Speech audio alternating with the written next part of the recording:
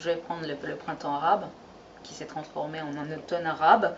J'ai une petite frustration de ne pas le traiter autant qu'à France 24 quand j'y étais. C'est vrai qu'on est assez surpris par les résultats. C'est vrai qu'on peut avoir tendance à se dire tout ça pour ça. On s'est réjoui de ce vent de révolte mené par les jeunes, via Facebook, via Twitter. Et aujourd'hui, c'est vrai que ce sont les islamistes qui gagnent. Il y a une caricature dans un journal arabe qui est sorti la semaine dernière où on voyait une urne et le petit mot disait comme je t'aime, chère urne, et comme je déteste le résultat que tu m'as donné. Et c'est vrai que c'est un sentiment assez mitigé de voir Ennahda qui passe en Tunisie, les frères musulmans qui vont gagner très probablement en Égypte. Mais il faut c'est les peuples qui décident, c'est pas nous qui décidons pour eux, il faut pas essayer de... Voilà. Et peut-être qu'ils ont besoin de cette transition islamiste, et il y a certains pays comme la Turquie où ça a marché, c'est-à-dire un régime islamiste soft, et peut-être qu'ils ont besoin de ça, c'est-à-dire après 40 ans, 30 ans de dictature, de passer immédiatement vers la démocratie occidentale, c'était pas possible. Et peut-être que si nous on rêvait ça, on leur rêvait ça, ça ne marche pas. Et voilà, je pense qu'il faut pas trop critiquer, même si effectivement ça laisse un goût un petit peu amer cet automne arabe. Ouais, moi il me reste l'autre sujet alors. La crise, moi je trouve ça assez fabuleux quand même. Parce que d'abord ça réconcilie les Français qu'on dit fâchés avec l'économie depuis des années, avec l'économie, parce que le triple A, il y a encore un an, personne ne savait ce que c'est, à part François Bayrou, qui en parlait dans tous ses discours. Moi j'ai quelques souvenirs de la campagne de 2002, où je me souviens, donc je suivais aussi François Bayrou, et quand François Bayrou parlait de la dette, je ne suis pas lecteur de François Bayrou, en tout cas ça ne vous regarde pas de savoir, mais quand François Bayrou parlait de la dette, on s'en fout, je me souviens encore, j'appelais, et je disais, j'ai un très bon son là à vous envoyer de François Bayrou sur la dette. Il me disait, sur quoi ? Il n'a pas plutôt dit un petit truc sur Chirac ou sur... Et la dette, tout le monde s'en foutait. C'est-à-dire qu'elle augmente année après année, on en parle, etc. Il y a 3 mecs dans la classe politique qui s'en alarment depuis 10 ans, le reste, tout le monde s'en fout, il faut être honnête. Et là, on est tous spécialistes en triple A, tout le monde connaît les 3 agences de natation américaines. Les taux d'intérêt, ça passionne tout le monde. Maintenant, on est en train de surveiller si l'Italie emprunte à 4,5 ou à 8,3. C'est assez fabuleux ce qui vient de se passer en 6 mois, c'est que du coup, j'espère qu'on ne pourra pas oublier ce qu'on a appris pendant ça. C'est-à-dire que l'économie, c'est pas juste un truc d'économiste. Ça a des conséquences sur notre vie de tous les jours. Si on s'endette effectivement un peu trop chaque mois, à la fin, on va payer l'addition. Si c'est pas nous, c'est nos gamins ou nos petits gamins. Donc c'est quand même pas mal, moi, je trouve, ce qui s'est passé depuis 6 mois, même si on est un peu au fond du trou, même si les Grecs sont en train de morfler.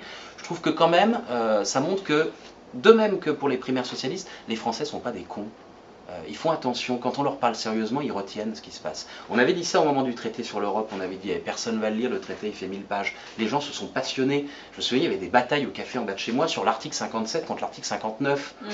Des gens qui sans doute n'avaient pas parlé politique depuis des années. Les gens ne sont pas des cons, il faut arrêter de les prendre pour des cons, il faut les parler comme des gens normaux. Voilà, et les gens ont envie d'un esprit de sérieux, je pense, en ce moment. Et il ne faut pas avoir peur de l'assumer. Il ne faut pas avoir peur d'être sérieux et de l'assumer. La société du zapping et du people et de la surface a des limites aussi. Ouais. Même si on est sympa, hein, on aime bien rire. Hein, mais, entre nous, le soir, quand on boit des coups, on parle, BCE, tout ça, on s'emmerde, c'est atroce. Le petit jeu de la fin d'Élysée 2012, on vous donne un mot, vous nous dites le mot, en un mot, qui vous inspire.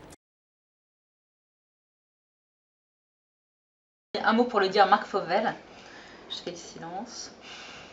En un mot, Marc Fauvel. Non, c'est pas en un mot, je vais pas le faire en un mot. Et je veux pas que ça passe pour tarte à la crème, ou je veux pas que ça soit... c'est vraiment une vraie belle rencontre professionnelle. C'est un vrai journaliste puriste. Le fait qu'il vienne de la radio, ça change de toute cette jeune génération qui veut montrer sa gueule à la télé. Lui, il s'en fout de montrer sa gueule à la télé. Il aime vraiment l'info, il est très rigoureux, il est extrêmement rigoureux, il laisse rien passer. Il est drôle. Il est sympa. Il faut que je te trouve un défaut quand même. Une de saloperie. Tu es peu radin. Non, il est même pas radin. Il est même pas radin. Non, je suis emmerdée, j'ai pas grand chose. Ah oui, ses cravates sont catastrophiques. Je peux parler des cravates quand même. Le cas cravate. Donc au début, parce qu'il n'avait pas de costard. Il n'avait pas de costard chez lui. C'est possible, un mec qui n'a pas de costard au XXIe siècle, il n'avait pas de costard. Il a dû acheter un costard. Il a découvert le port de la cravate. Il ne sait toujours pas faire le nœud. Mais on est passé, grâce à mon influence et à celle de d'autres qui lui ont expliqué que quand même l'apparence a une petite importance. On a banni donc les chemises à couleur criarde et les cravates énormes mode années 80 qui étaient abominables, et maintenant il y a un vrai effort vestimentaire notable à l'antenne. Voilà. Alors sur Léa Salamé, moi, à l'exception de la parenthèse cravate, évidemment que je ne peux pas reprendre à mon compte, tout le reste est valable pour elle.